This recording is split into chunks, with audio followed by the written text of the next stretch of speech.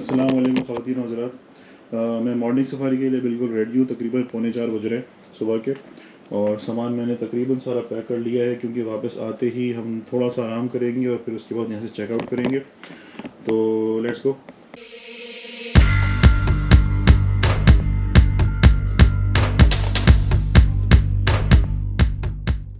इस वक्त खूब अंधेरा हो रहा है तो आपको कुछ नज़र नहीं आएगा, लेकिन हम भागते हुए 4 बजे अपने स्पॉट पे पहुंच ही गए, जहाँ से हमें इस ट्रक में बैठना था।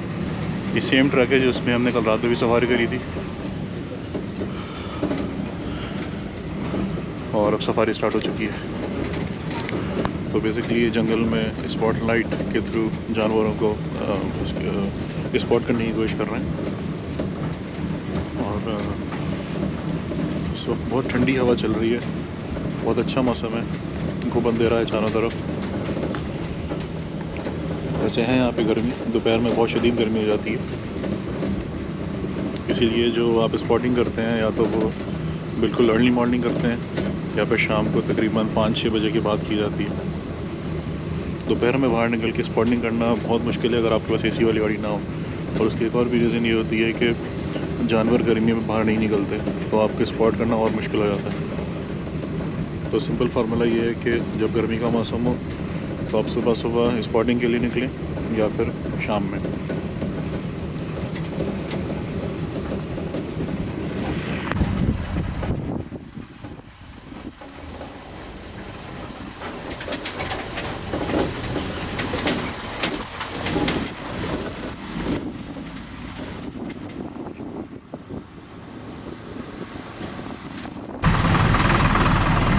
ये शेर में मिल गया, बिल्कुल रोड पे बैठा हूँ।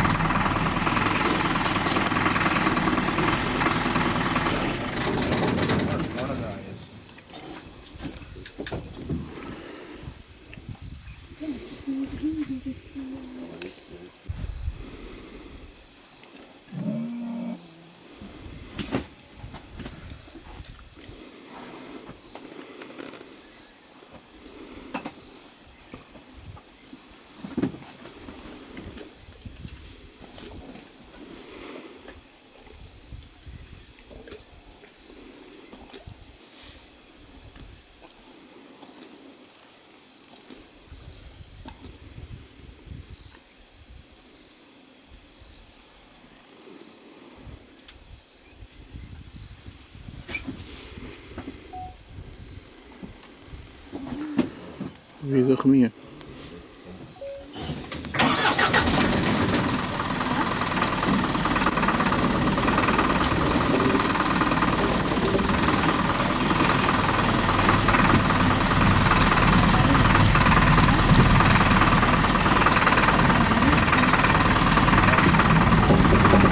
ये शेर ज़ख्मी है और आगे चल रहा है काफ़ी।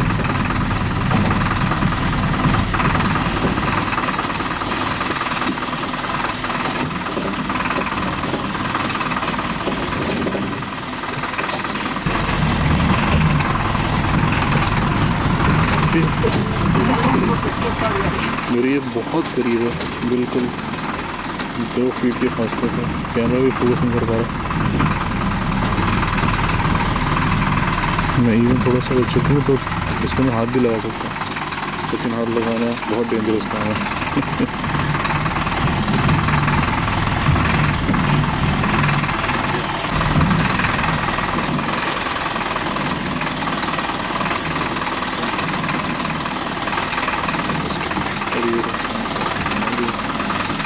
आगे सनराइज होने वाला है और रोड पर लाइन है और मैं इसको फॉलो कर रहा हूँ।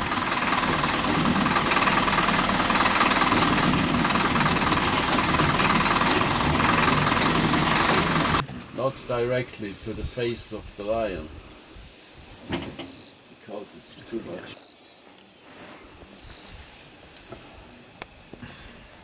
Hello, lion.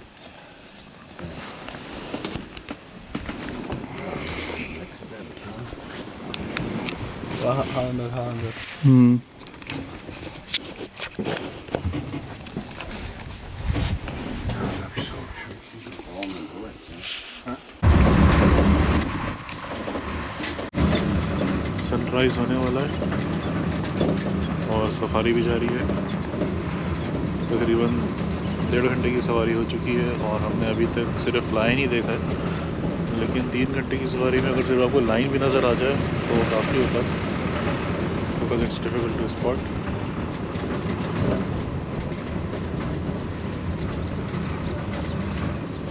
किसी भी सफारी में 5 ऐसे जानवर हैं जिनको स्पॉट कर लिया जाए तो इट मीन्स कि आपकी सवारी कंप्लीट हो गई है। इन 5 को कहा जाता है बिग 5। बिग 5 में शामिल हैं लायन, लेपर्ड, बुफेलो, एलिफेंट और आखिरी है राइनो। लेपर्ड और राइनो को स्पॉट करना बहुत ही मुश्किल होता है और उसके बाद फिर होता है लायन। एलिफेंट फिर भी आपको नज़र आ जाते हैं, उसमें इतना इशू नहीं होता, लेकिन लेपर्ड चूँकि अपनी जगह बहुत तेज़ी से चेंज कर रहा होता है और राइनो अपने आप को कैमोफ्लेज कर रहा होता है। लेपर्ड भी अपने आप को कैमोफ्लेज, बल्कि कैमोफ्लेज तो हर एनिमल ही कर रहा होता है अपने आप को, लेकिन लेपर्ड और राइनो बहुत ही दूर दूर रहते हैं इंसानों से। बिग 5 को देखना मसाई मारा कीनिया में बहुत इजी है बेसिकली, क्योंकि वहाँ पे एरिया छोटा है और जानवर बहुत ज़्यादा होते हैं। और शेर के बाद अब चिपरा नज़र आ गया।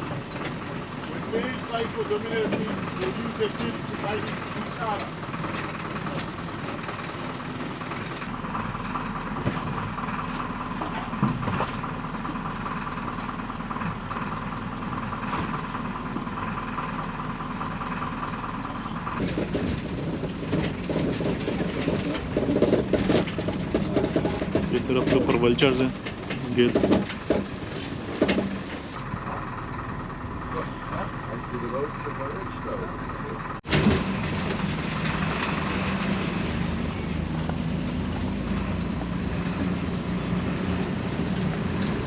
Back to the camp.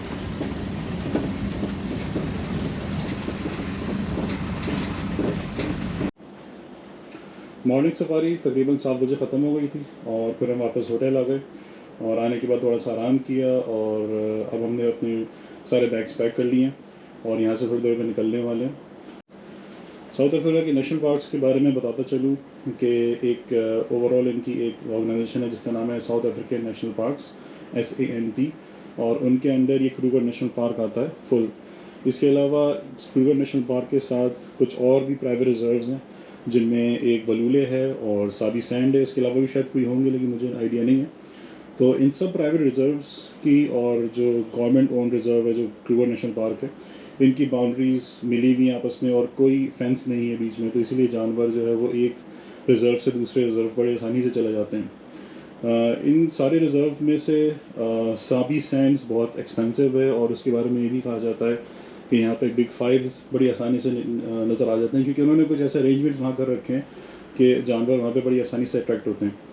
लेकिन हम साबी सैंड नहीं जा रहे हैं क्योंकि वो बहुत एक्सपेंसिव जगह है और अफोर्डेबिलिटी का इशू आ जाता है। इससे पहले जिस रिज़ॉर्ट में था मैं, उसका नाम था पार्सन्स हिल टॉप और वो था बलूले में। तो हमने अपने प्लान इस तरह से किया था कि हम इस एरिया के मुख्तलिफ रिज़ॉर्ट्स या फिर होटल्स में हम स्टे करेंगे और फिर उस एरिया को हम एक्सप्लोर करेंगे और वहाँ उस जगह पे हम लोकल सफारी और लोकल गाइड्स के थ्रू हम एनिमल्स की स्पॉटिंग करेंगे। तो इसीलिए हमने सबसे पहला स्टॉप हमने सफारी के लिए लिया था पार्सन्स हिल टॉप, दूसरा स्टॉप हमने लिया सतारा कैंप जो अभी मैं यहाँ पर हूँ, और हम तीसरा स्टॉप हम बुशेल्स एक रिज़ॉर्ट है वहाँ जाएंगे। सतारा कैंप एक बहुत बड़ा कैंप है जिसमें बहुत सारे रूम्स हैं जिनको बंगलोज कहा जाता है। ये कैंप एक फेंस्ड कैंप है। इट मीन्स कि पूरे कैंप के अराउंड इलेक्ट्रिक फेंस लगी हुई है, तो कोई भी जानवर इस एरिया के अंदर नहीं आ सकता। तो इसलिए ये एक फैमिली के लिए बहुत अच्छी जगह है कि बिल्कुल आप आधी रात को भी बाहर निकल जाएँ तो आपके लिए सेफ़ है। दूसरी बात यह है कि इस कैंप के अंदर ही रेस्टोरेंट्स भी मौजूद हैं और ऑब्वियसली वो हलाल नहीं है, लेकिन आपको कुछ सिलेक्शन करनी पड़ती है अपने हिसाब से कि आप क्या खा सकते हैं, लाइक वेजिटेरियन ऑप्शंस या फिर एग्स हो गए या फिर फ़िश हो गई, तो उनको आप अपने हिसाब से ले सकते हैं। अब हम यहाँ से निकलेंगे और नाश्ता करेंगे, पहले गाड़ी रिफ्यूल कराएंगे और साथ इस एरिया का जो सतारा कैंप है इसका एक जंगल देखते हैं अगर हम ड्राइव कर सकें। बुशेल्स होटल क्रूगर नेशनल पार्क के साउथ साइड पर है और सतारा से बुशेल पहुंचने के लिए हमें तकरीबन 3 घंटे की ड्राइव करनी पड़ेगी। ये ड्राइव हमारे लिए और लंबी इसलिए होगी क्योंकि हम अपनी गाड़ी में ही सफारी भी करेंगे। क्रूगर नेशनल पार्क की खासियत ये है कि यहाँ पे आप अपनी गाड़ी में बड़ी आसानी से सफारी कर सकते हैं। रिकमेंडेड ये है कि आपके पास SUV हो या 4x4 हो, लेकिन नॉर्मल गाड़ी में भी, सेडान में भी यहाँ पे सफारी हो सकती है। तो हम यहाँ से निकलते हैं अभी थोड़ी देर में और सफारी करेंगे रास्ते में, आपको भी वो व्यूज़ दिखाएंगे और ट्राई करेंगे कि ज़्यादा से ज़्यादा एनिमल स्पॉट हो सके। तो मैं एक्सपेक्ट ये कर रहा हूँ कि हमारे पूरा जो रास्ता है तकरीबन 6 घंटे में कवर होगा। प्लेंटी ऑफ टाइम है हमारे पास, कोई ऐसी टाइम की कैद नहीं है कि हम ब्रसेल्स हम किसी स्पेसिफिक टाइम पे पहुँचें। तो लेट्स सी, हम स्टार्ट करते हैं अपना जर्नी। और यह रेस्टोरेंट सतारा कैंप का।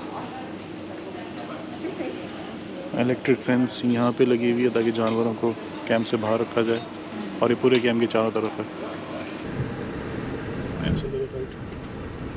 ये हमारा कैंप था। ये हमारे रूम्स थे दोनों।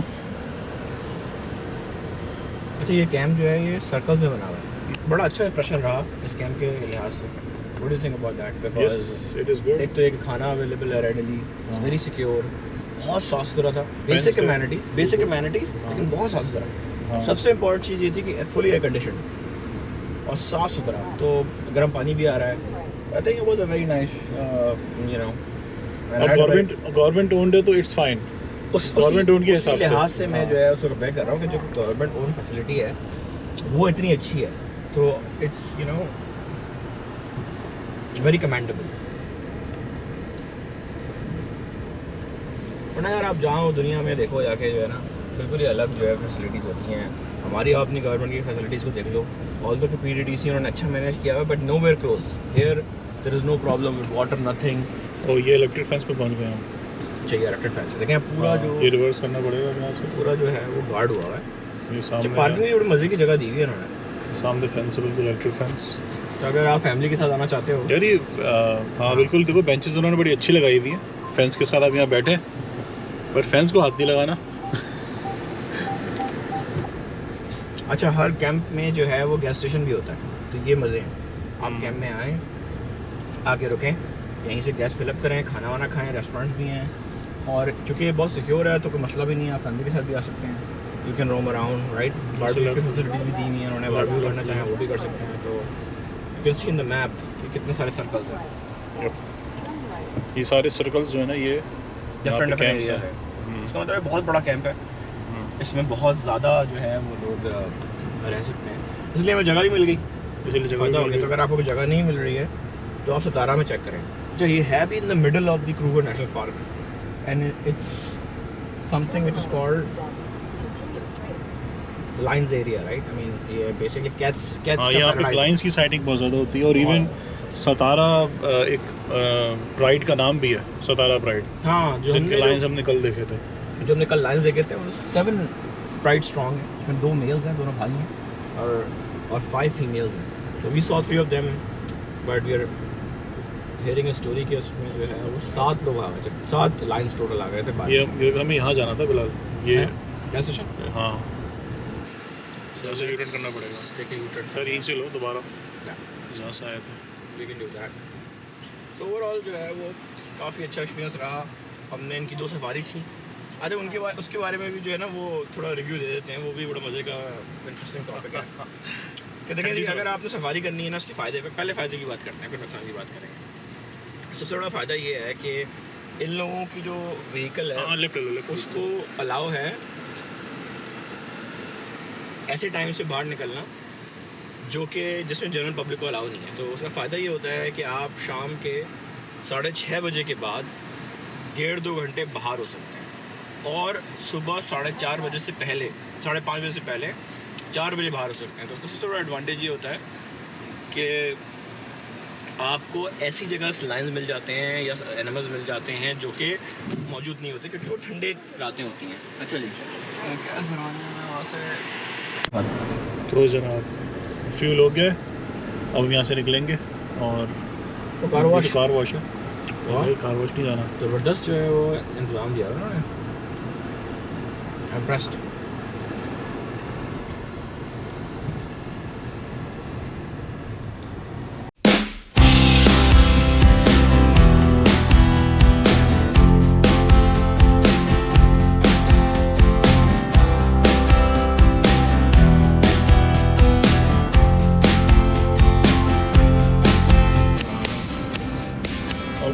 So my bag to Satara camp.